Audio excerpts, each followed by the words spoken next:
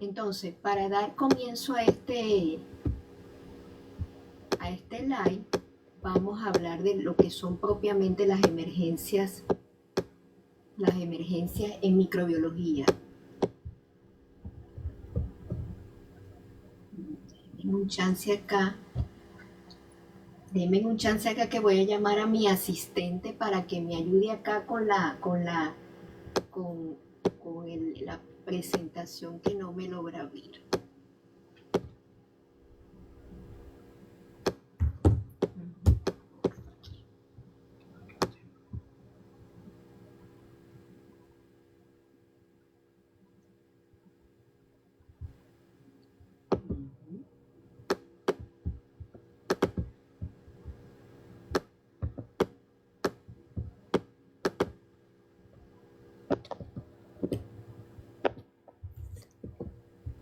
Ok, vamos a definir lo primero que es una emergencia. Fíjense, una emergencia es una situación crítica donde en este caso particular que es la microbiología, los agentes infecciosos que pueden ser virus, bacterias, hongos y parásitos representan un riesgo inmediato para la salud pública y requieren una respuesta microbiológica, ojo, ágil para mitigar brotes, epidemias o una alta tasa de letalidad. Con ello quiero decirles que podemos tener transmisión de agentes infecciosos a través de diferentes vías. Y una de esas vías es una de las más temidas en la actualidad y es la de agua y alimentos. La contaminación microbiológica a través de agua y alimentos fundamentalmente se produce con la transmisión hídrica, es decir, la ingestión de alimentos contaminados con algún tipo de microorganismo. Eso puede ocurrir bien sea por las inundaciones o colapso de infraestructura o que, por supuesto, el agua se exponga a contaminación fecal masiva. Pero voy a hacer un pare acá porque fíjense que nosotros estamos de por sí expuestos a esa contaminación. Voy a quitarla acá y me vengo para acá. Fíjense que nosotros estamos expuestos a contaminación ya previamente. Nosotros en algunos casos nos refieren que el agua no es segura, que el agua antes de esta crisis, que el agua no era segura, que salía marrón, que incluso que no había servicio de agua, y eso hace que la interrupción del servicio de agua potable, que la acumulación de desechos y agua servida expongan a las personas a infecciones microbiológicas. Y no es ninguna mentira que por lo menos en Venezuela aproximadamente entre el 50 al 60% de los individuos están parasitados por algún tipo de parásito, por decirlo así, perdón la redundancia. Eso está demostrado por lo menos en el área en Ciudad Bolívar por el grupo de parasitosis intestinal de la Universidad de Oriente. Pero ¿qué sucede en este momento? Que muchas personas permanecen en refugios o están en espacios hacinados. Y lo otro es que el estrés, por supuesto, los expone a ciertas reacciones inmunológicas que los predispone a ese tipo de infección microbiológica. Y lo otro es el poco acceso que tenemos a los servicios médicos. Entonces, en el caso particular de las infecciones transmitidas por agua y alimentos, las principales amenazas microbiológicas son fundamentalmente las Escherichia coli enteropatógenas, los virus, sobre todo hepatitis A, y salmonela produciendo fiebre tifoidea. Pero por supuesto también están los rotavirus, como se considera, como es en Venezuela, la primera causa de infección viral, sobre todo en niños. Por allí voy a hablar de otro patógeno que no es común en Venezuela, que es Vibrio en cólera como productor de cólera. Y cólera también se considera una emergencia microbiológica cuando hay un desastre de cualquier tipo, llámese natural o de otro tipo.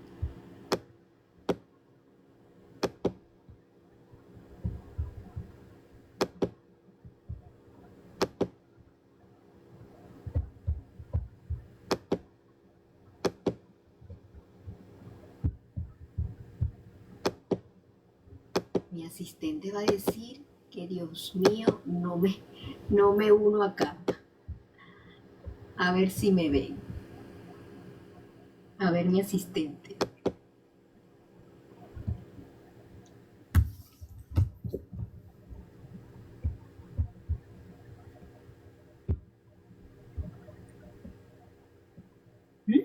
Aquí. Ajá. Le doy.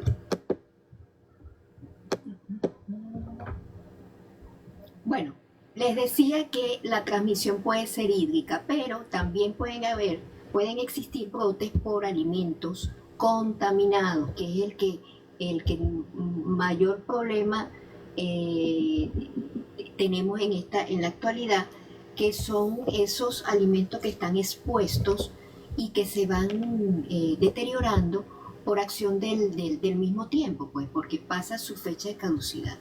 Y esos alimentos también pueden producir infecciones microbiológicas, sobre todo y particularmente, quiero hacer un pare acá,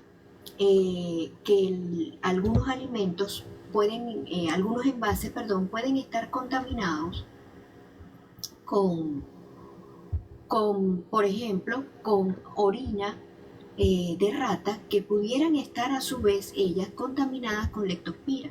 Y la leptospirosis es otro riesgo microbiológico que tenemos en esta oportunidad. En este caso no es por transmisión hídrica directa, sino por contacto con el envase que está contaminado. Bueno, entonces vamos siguiendo mientras vamos solventando este problema de la presentación. Entonces les decía que cuando ocurre esa interrupción del agua servida, de la ingestión de agua contaminada, entonces puede ocurrir de agua y alimento contaminado, puede ocurrir cólera, puede ocurrir hepatitis A o las llamadas diarreas infecciosas fundamentalmente producidas por Escherichia coli enteropatógena o fiebre tifoidea tipo salmonella.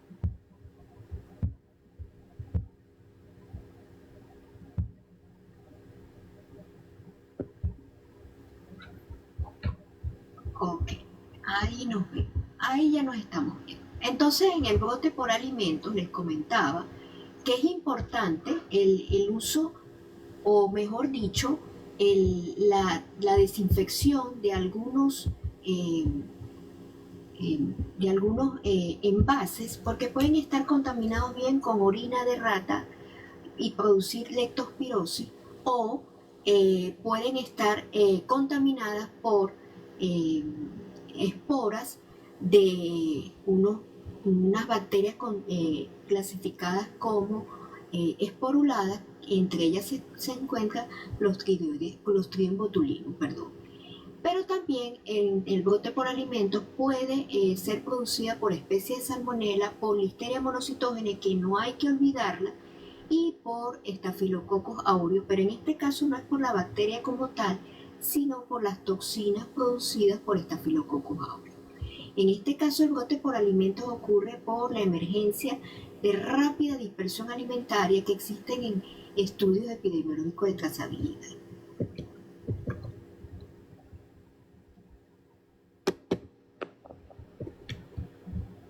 Otra emergencia que hay que tomar en cuenta en el caso de la microbiología son las enfermedades emergentes.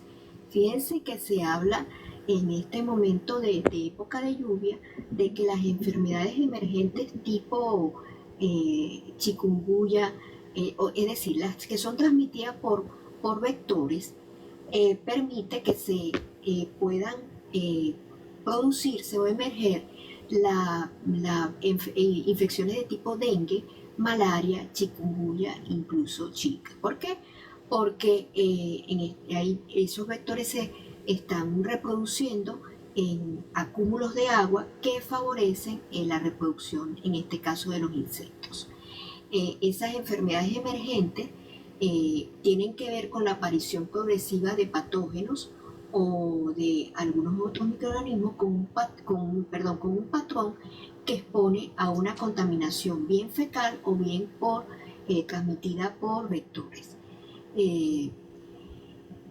Entonces es interesante tener en cuenta la prevención contra los mosquitos para evitar justamente esas enfermedades transmitidas, esas enfermedades emergentes y reemergentes. Bueno, y otra cosa que me ha llamado mucho la atención es lo relacionado con la resistencia antimicrobiana. Veo por los grupos que se solicita antibiótico y como es lógico hay que solicitarlo, pero hay que tomar en cuenta que no debe ser automedicado, sino exclusivamente indicado en las infecciones necesarias. Eso es lo que hay que hacer. ¿Por qué? Porque el riesgo de resistencia antimicrobiana se va elevando, ya que las bacterias son fáciles de adaptar, sobre todo cuando hay una presión. Ellas cuando están ante una presión por el antibiótico, ellas mutan, se adaptan a su nuevo ambiente o incluso se acompañan de otras bacterias que son capaces de decirle, mira, yo tengo la solución para que no puedas, para que ese antibiótico no te pueda matar. Esa es una información genética que le transmite una bacteria a otra y así ella se vuelve inmune a los antibióticos. Entonces eso hace que nosotros también tengamos un riesgo de que las bacterias multiresistentes, que ya de por sí son una emergencia sanitaria mundial, aumenten en frecuencia. Y con ellos destaca el Staphylococcus aureus resistente a la meticilina, la Klebsiella pneumoniae productora de carbapenemasas o el Acinetobacter baumannii multiresistente. Y si hablamos de el ámbito hospitalario, ¿qué pasa con las infecciones asociadas al cuidado sanitario? Bueno, esas infecciones son brotes hospitalarios que requieren vigilancia microbiológica, sobre todo por el mismo hecho de que hay muchos individuos que están en este momento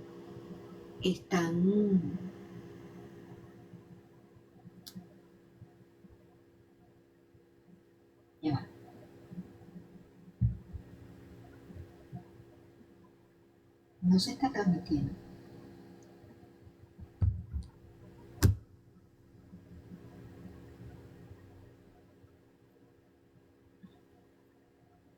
Vamos a ver que estamos viendo un problemita acá.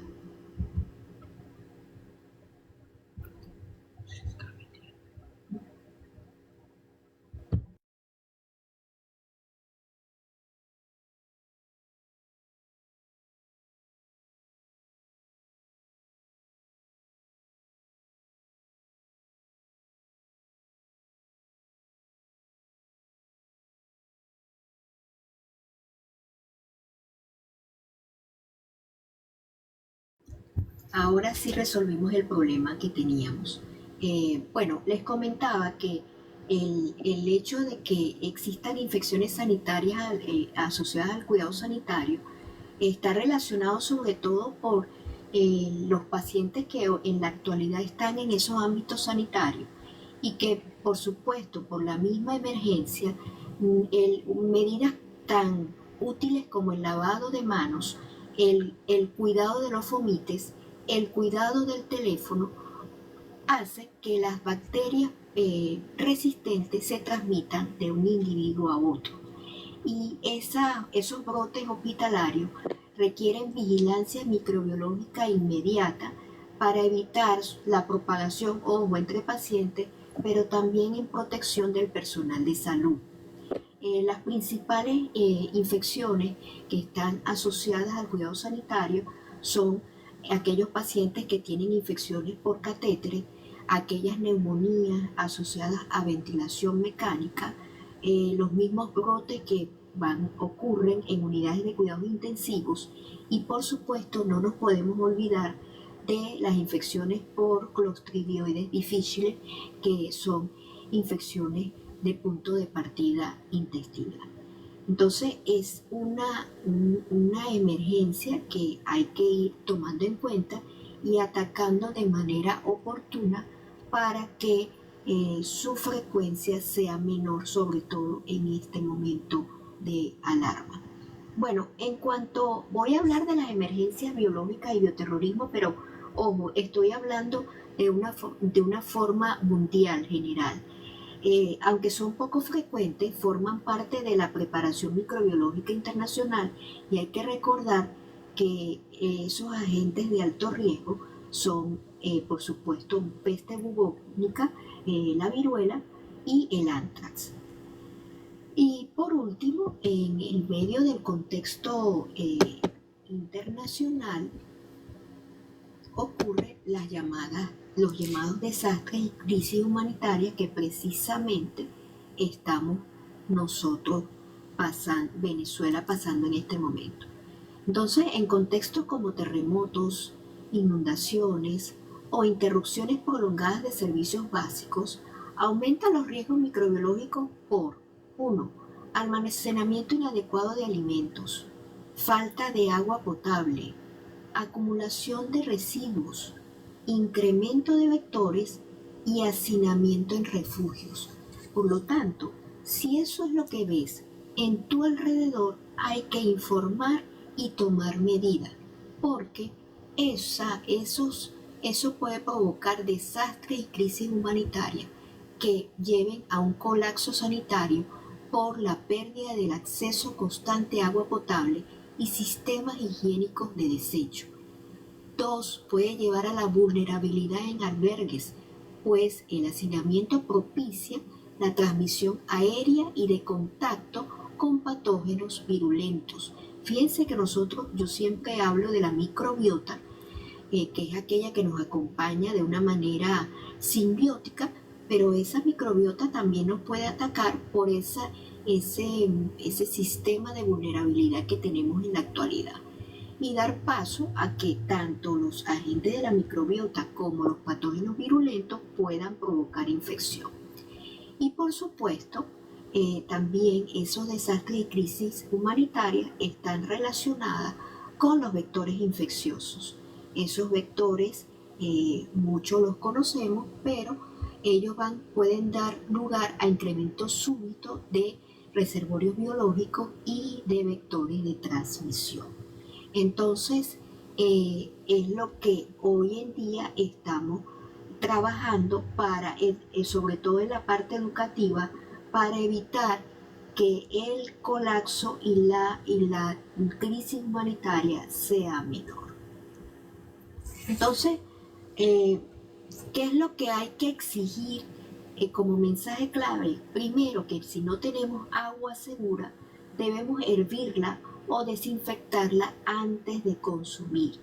En el caso de, por ejemplo, de las infecciones respiratorias que pueden ser consecuencia del mismo hacinamiento, llámese las transmitidas por virus del resfriado común, el mismo virus de la influenza, el mismo COVID-19, que hay que tomarlo en cuenta, o las mismos, por ejemplo, Streptococcus pneumoniae, que es la principal causa de neumonías de la comunidad.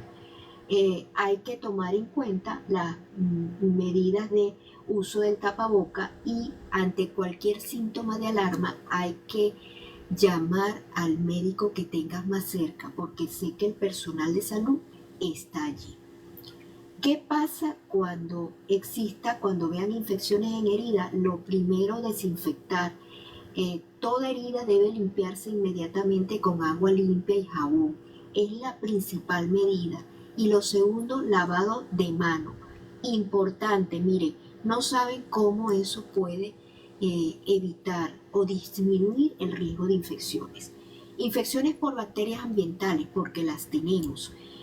La recomendación, vuelvo a insistir, lavado de manos para evitar ese tipo de afección. Problemas por hongo, me comentan por aquí. Bueno, sí, puede haber infecciones producidas por dermatofito, lo que se conoce, por ejemplo, muchos conocen como pie de atleta, micosis de la uña o micosis de piel, infecciones cutáneas en pliegue, sobre todo por la misma afección de los dermatofitos, pero también por el estrés y la humedad. Eso hace que pueda ocurrir ese tipo de afección. Entonces, ¿qué debemos tener a la mano? Debemos tener a la mano guantes, alcohol, agua potable almacenada, mascarillas, en lo posible curitas y gasas estériles, solución salina y sobre todo medicamentos personales. Si usted es hipertenso, trate de tener sus medicamentos a la mano. Entonces por acá, por el WhatsApp, me están escribiendo algunos mitos y realidades. Que aclare, en estos casos de emergencia, que aclare lo que tiene que ver con los mitos. Un mito que me dicen acá es que todas las personas fallecidas producen epidemias. Realmente, la realidad es que el principal riesgo suele provenir de la falta de agua potable y saneamiento, no de los cadáveres en sí. Así que hay que tomar en cuenta que es un mito. Otro mito que se ve acá es, déjenme leer, dice, si el agua se ve limpia, ¿es segura? No. La realidad es que muchos microorganismos, o mejor dicho, por la misma palabra lo dice, son invisibles. No necesariamente porque el agua esté limpia es segura. Hay que proveer o ingerir agua que esté por lo menos hervida o desinfectada con las partículas de cloro que ya están debidamente descritas. Un mito, y eso me parece importante este mito, los antibióticos previenen cualquier infección. No, su uso inadecuado puede generar resistencia bacteriana. Entonces, lo más interesante de las emergencias en microbiología es la educación. Hay que educar definitivamente para evitar esas emergencias y apoyar a los servicios sanitarios para que tengan acudan menor número de personas por infecciones microbianas. Por aquí me hablan de enfermedades transmitidas de animales a humanos. Eso es importante, es interesante tomarlo en cuenta, porque también se considera una emergencia en microbiología. Esas enfermedades que son conocidas como enfermedades zoonóticas pueden ser transmitidas de animales a hombres y pueden generar brotes importantes. Me voy a ir aquí a la cámara para verlos. Les decía que esas enfermedades zoonóticas sí pueden producir brotes, y ya les comentaba, una de ellas es la leptospirosis, que puede incluso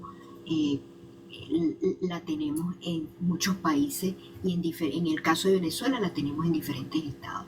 Otra de las enfermedades zoonóticas que podemos tener es la rabia, y lo que les quiero decir es que desde una perspectiva de docente y de salud pública es importante considerar que las grandes emergencias microbiológicas pueden agruparse en 5 ejes. 1. Agua segura. 2. Alimento seguro. 3. Vigilancia epidemiológica. 4. Resistencia antimicrobiana. Y 5, y no menos importante, es la preparación que tengamos ante desastres y nuevas enfermedades infecciosas. Realmente estos son los pilares fundamentales en la microbiología aplicada y en la gestión de emergencias y desastres. Entonces, bueno, yo quería hacer las siguientes preguntas para ver si en el chat nos pueden apoyar con las respuestas, que son las siguientes, y ya se las voy colocando. En primer lugar, ¿tienes un kit de emergencia en casa? Puedes irlo respondiendo por el chat. Segundo, ¿saben cómo desinfectar correctamente el agua? ¿Cuál creen ustedes que es la enfermedad más frecuente después de un desastre natural? ¿Y han vivido alguna situación de emergencia reciente? Lo leo por el chat. Voy viendo, mi asistente me van colocando las preguntas que haya. Gracias a John Billy por tus bendiciones. De verdad que para ti también bendiciones, agradecida por ello. Voy viendo las preguntas.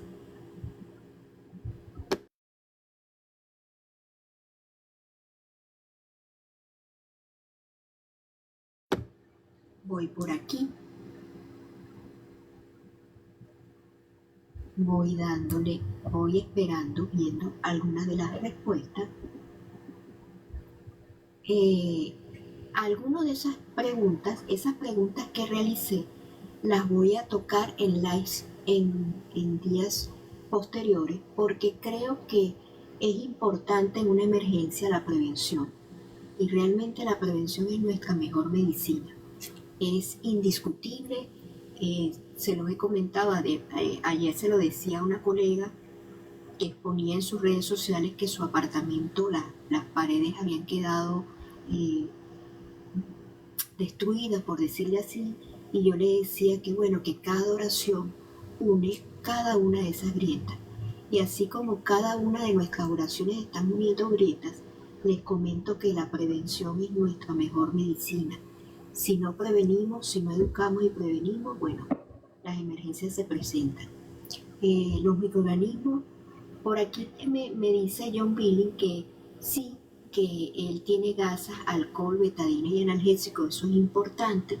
Es interesante, hablando de los analgésicos, que cuando nos llega un paciente en emergencia hay que estar pendiente que no sea alérgico a algún medicamento, sobre todo los betalactámicos, por el hecho mismo de la producción de las hipersensibilidades de tipo 1.